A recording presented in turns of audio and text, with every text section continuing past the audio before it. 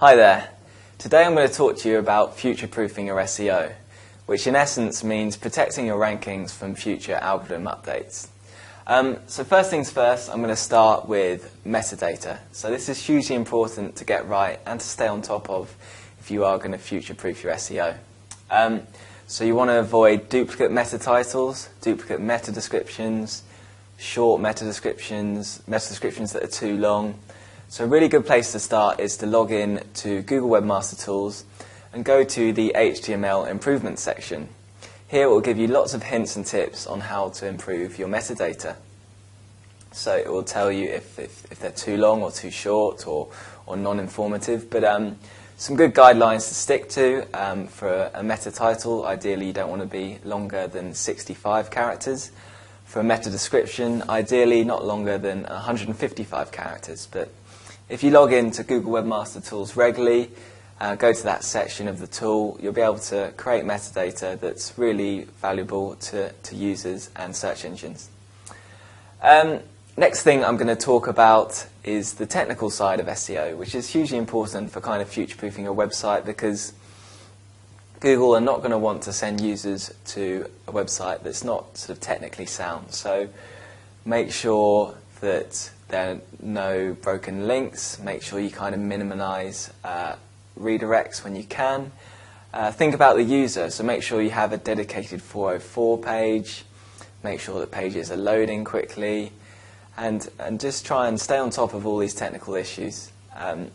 The more you can think about the user, the better. So ideally, if you can have a responsive design website, this will be good from a mobile point of view, because this will increase the level of bounce rate and help users from that point of view as well. So really important to iron out these technical issues. Also think about stuff like having an on-page sitemap, making sure you have an up-to-date robots.txt, making sure all the relevant pages are in the XML sitemap too. So really important to stay on side of the technical side of things. Next point, number 3, I've put down 250, which stands for 250 words. So ideally, each page on your website will have at least 250 words of good, credible, unique content. Google do sometimes put out thin content warnings. So to avoid this, 250 words, whether it's a service page, a product page, an About Us page, if you have 250 words, it will make sure the page deserves to rank.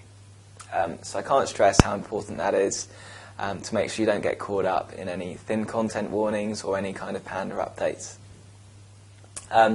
Also very important to try and keep your content above the fold when you can. So next thing I put down is blog. It's hugely important if you can have a blog on your website, because you can update it regularly. It stops your site from looking stale. You can push out really good content on social media platforms and really just show users and search engines that it's a regularly updated website delivering good, valuable content to users. Next to that, I've put author. If you can link blog content to a credible author, that will give the content more credibility. So Google authorship is where you can link content to a Google Plus profile. So if someone related to your website, your industry, has a really credible Google Plus profile with lots of circles and lots of followers, if this is then attributed to the content on the blog, it will show users and search engines that it's really valuable, and you're unlikely to get penalized from a content point of view if you have a credible author attached to the content. So hugely important there. Authorship can also help you from a click rate point of view, because it will have the person's picture next to the content when it's listed in a search engine like Google. Next point I put down is to detox links. So it's hugely important from a link point of view to detox them as regularly as possible, because penguin updates and link spam updates can really harm you from a future-proofing point of view. So another good place to start is Google Webmaster Tools. Go in and you can export your latest links that have been built to your website, and you might find links that you didn't know about or links you didn't know were there, and you can disavow them. So you can discount the links from kind of being attributed to your site and show that they're not there from an intentional SEO point of view. So I would detox your links as regularly as possible. It could be weekly or monthly. And you can do this by using a number of tools like Link Risk or Majestic SEO or Link Detox or Open Site Explorer. So gather all your data together. And the way to spot unnatural links is to sort by anchor text. So you kind of see which ones have too much exact match anchor text links. You could sort by page rank. Is it too good to be true? But basically, if the link's only there for an SEO reason and not for referral traffic or any other reason, it could be deemed unnatural. So hugely important to stay on top of unnatural links. Do this regularly, check Google Webmaster Tools, and you can really start to kind of show Google your intentions. When you do spot unnatural links, you can disavow them. You can try and remove them completely.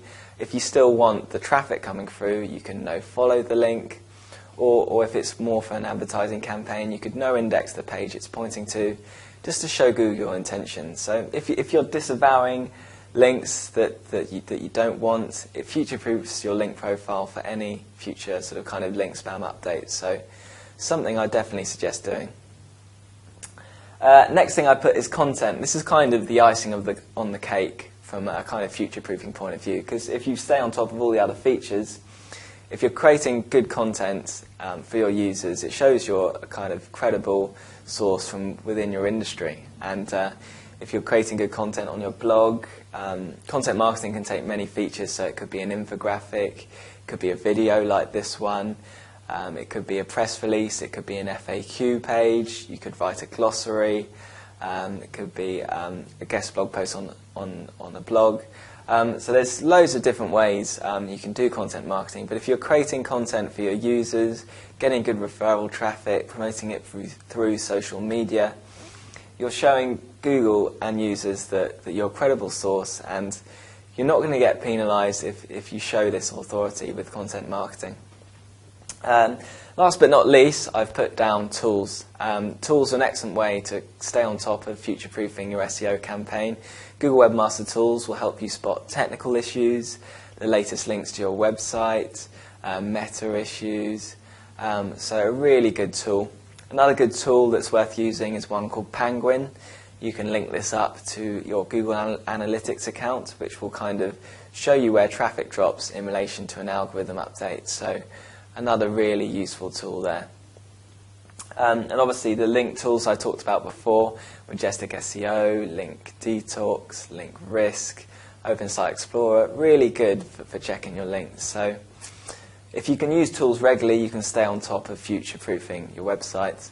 From a content point of view, Screaming Frog will let you know how many characters, how many words on a page. So Screaming Frog, a free tool you can use there.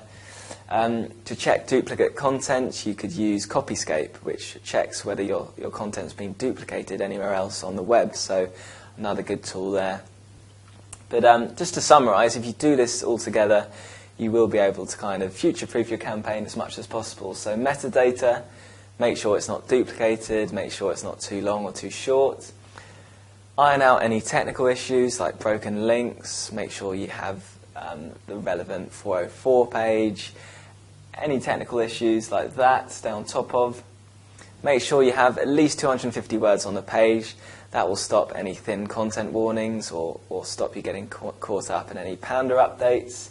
If you have a blog linked to a credible author, this will show that the content is credible and you're less likely to get held back from a penalty point of view. I can't stress this one enough. Detox your links regularly. If you're showing Google your intentions, you've got to take responsibility for your backlinks. So show Google whether it's one you built yourself or whether you've attained some links and you want to discount them. So disavow links, remove them where possible, but basically show Google the ones that you're proud of and the ones that definitely aren't there from an SEO point of view. So if you're giving out Google these indicators on your link profile, it's showing your intentions and you're less likely to get caught up in an update like Penguin or a link spam update. Last but not least, obviously content marketing. If once you've done all these ones first, if you're creating good content, it's making you credible, you're getting social signals through that content, referral traffic, So if you're creating content for your industry, it's showing you're an authority, and overall you're just less likely to get hit by any updates. And by using all these tools, you can check these things regularly. So metadata, stay on top, iron out technical issues, good content that's a decent length, and detox your links as much as possible. If you do manage to do these regularly and check them weekly or monthly, you'll be able to future-proof your website and kind of protect your rankings, and you're less likely to kind of get penalised in a month or maybe a year's time.